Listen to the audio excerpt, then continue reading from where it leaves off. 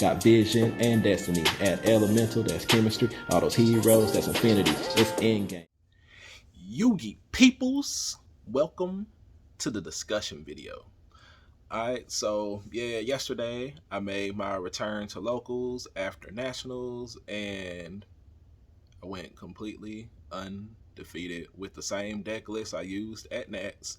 Well actually I made one change. I like one of the things, like I know like the discussion about increase is like, really like, a iffy topic with heroes. It's a matter of preference. I don't think there's any right or wrong, but when I play at locals, we're talking about four, maybe 7 rounds or something like that. And I feel like the chances of drawing that increase, is pretty low. And then a lot of times, even if I do draw it, I'm still able to play anyway. So, it doesn't matter. Maybe out of those 4 rounds and stuff, it might happen one time and cost me a game.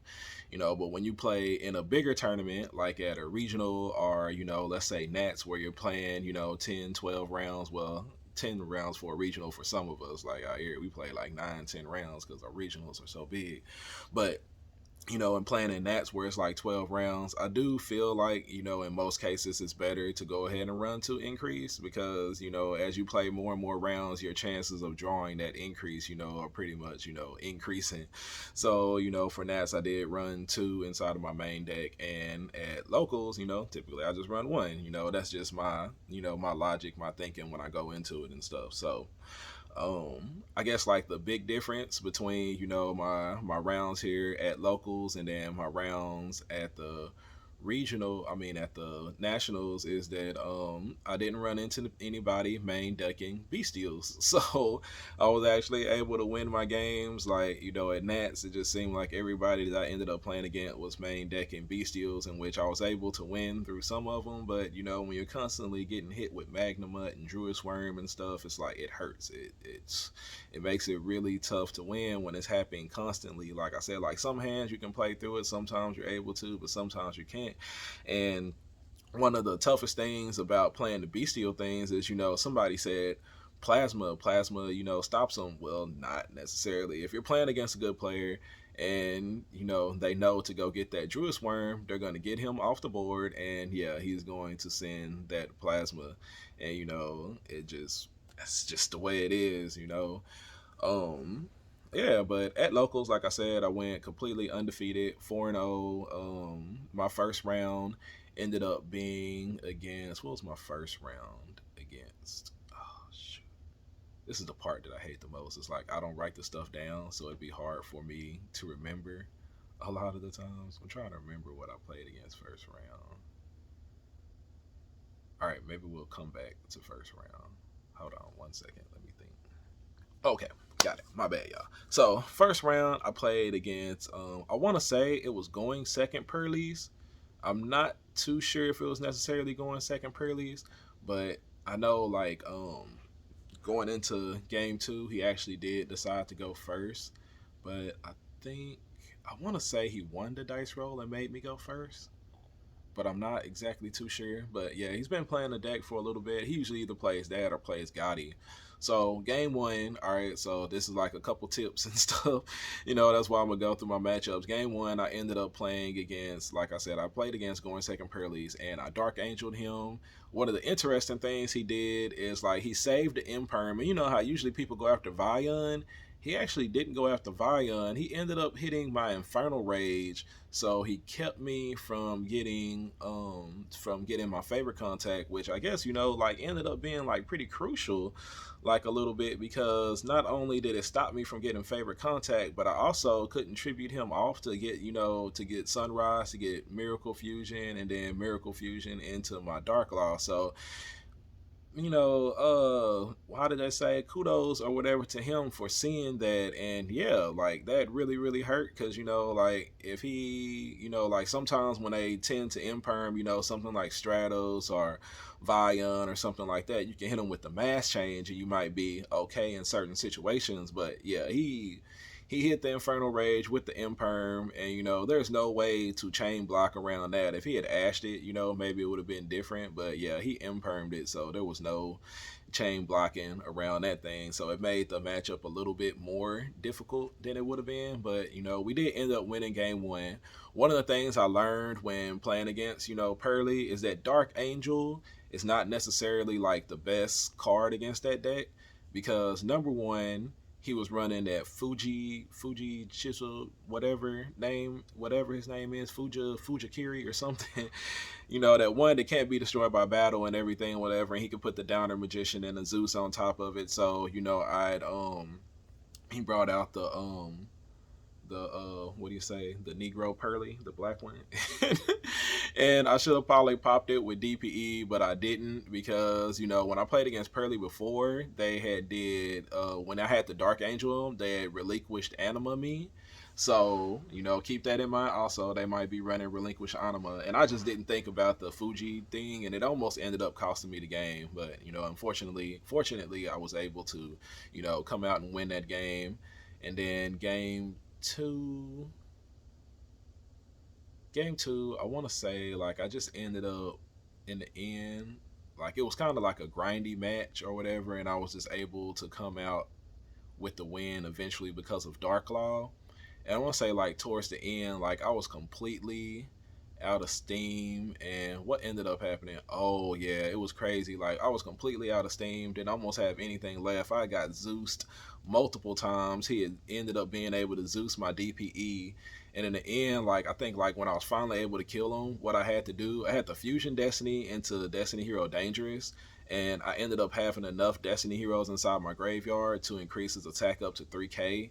So I was able to crash into the Zeus, and then attack with Vion, mass change into Dark Law, and finish off the rest of his life points. Like, it was a crazy grindy match, but we ended up winning it. Round two, I ended up playing against Zombie with their new Ghost Fusion card.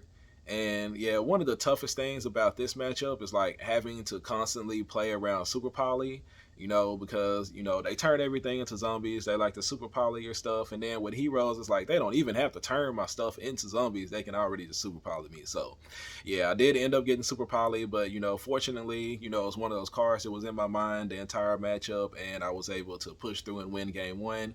Game two, he went first, and he set up, like, Void Ogre Dragon and the Doom King Balderdrod with Zombie World and 2 face downs and 1 card in hand.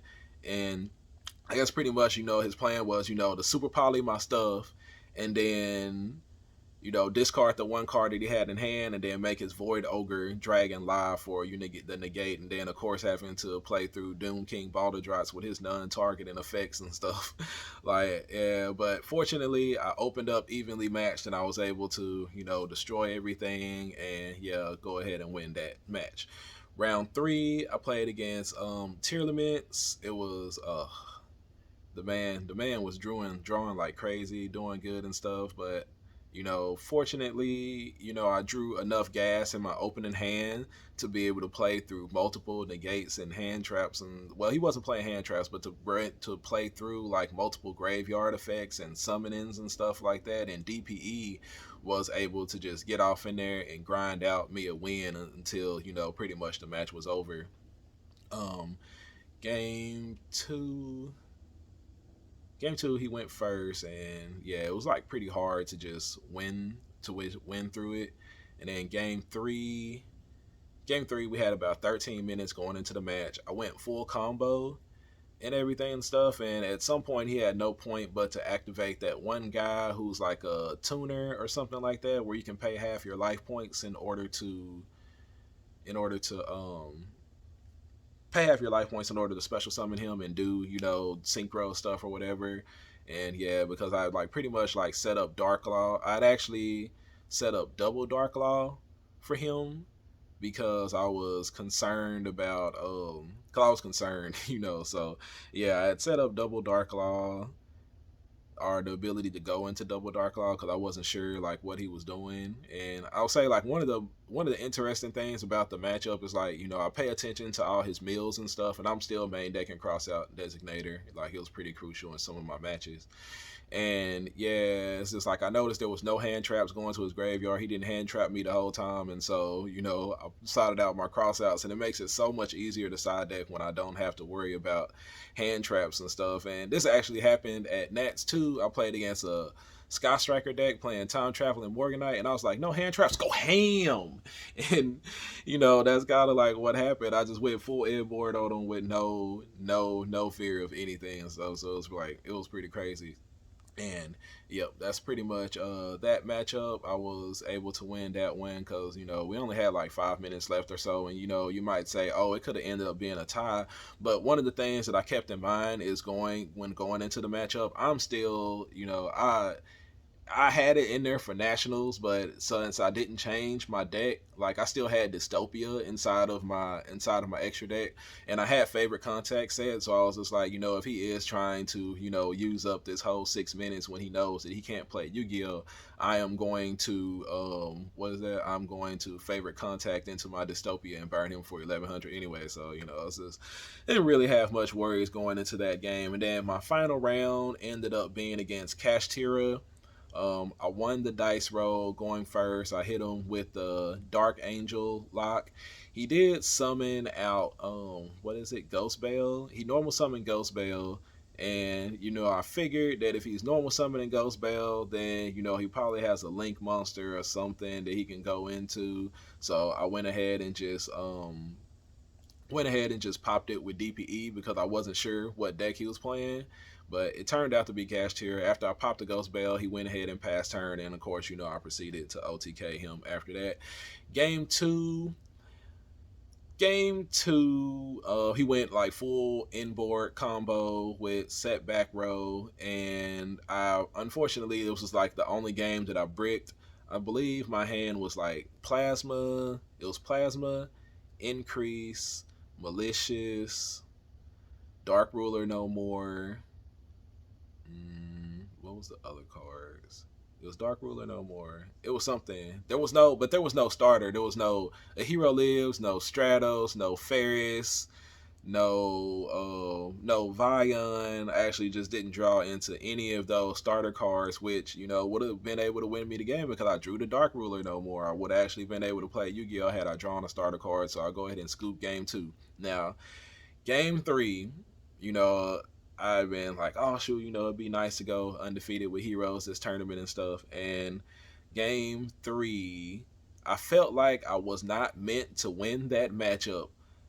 I go, a hero lives, he goes Ash, and I think about it. All right, look at my hand and stuff, but I decide that I have Stratos, and I opened up with the I have a Hero Lives, and I opened up the Destiny Hero monster, and he's playing Kashtira, so I'm like, I really want to be able to go full combo.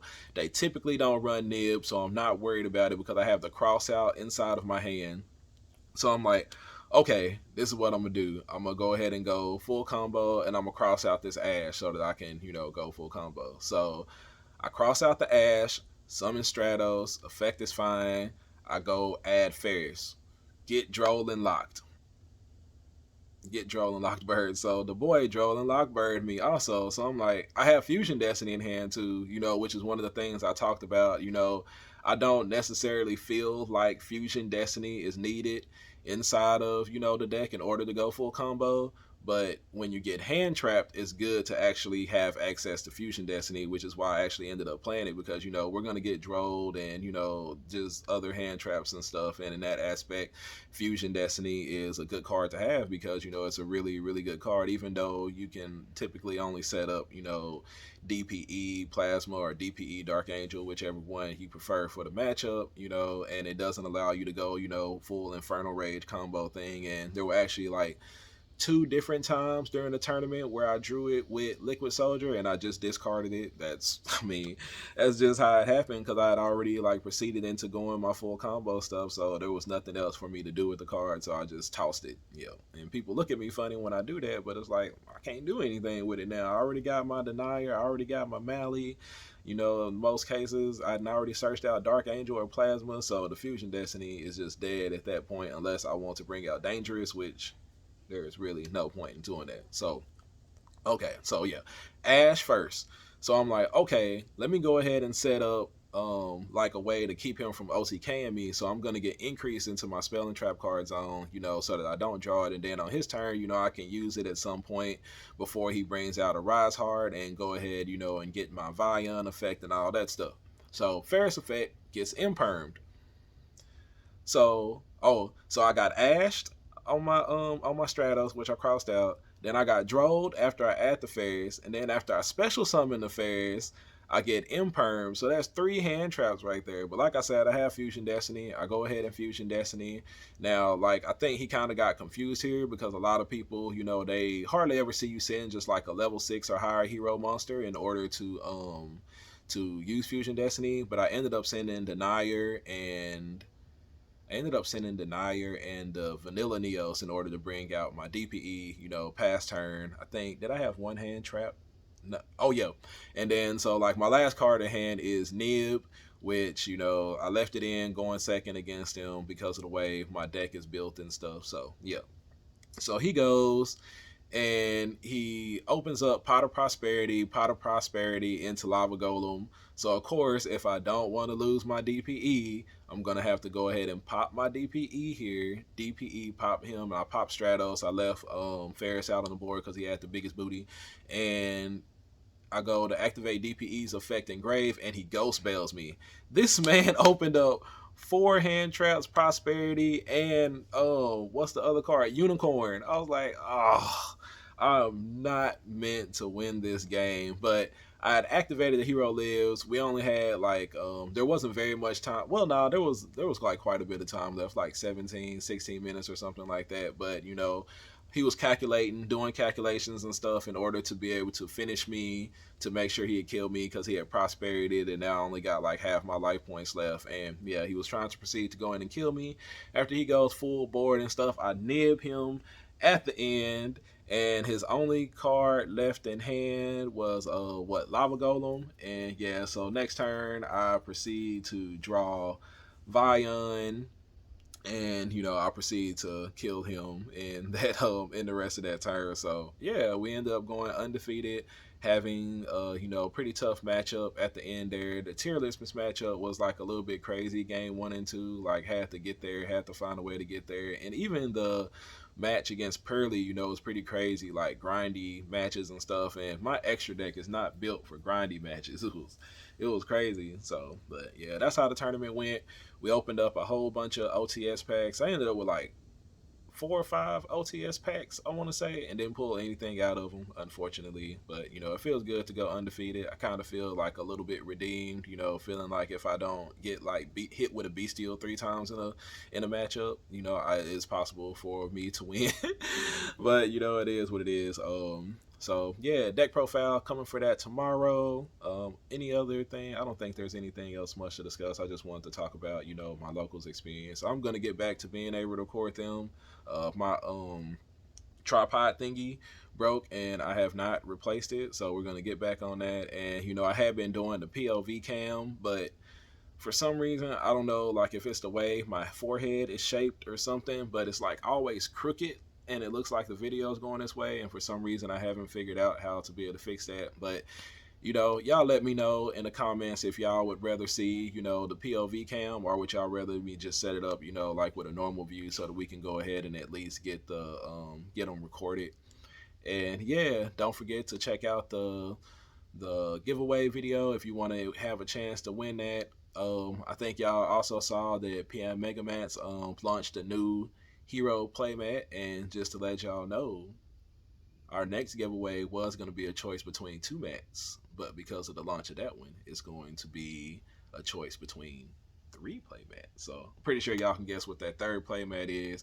I already got the hookup with that, so that'll be here with the rest of the stuff that I ordered, along with a token. He went ahead and threw in, because I do a lot of business with him, man. So y'all go check him out over there on Facebook. A lot of beautiful, lovely designs and stuff.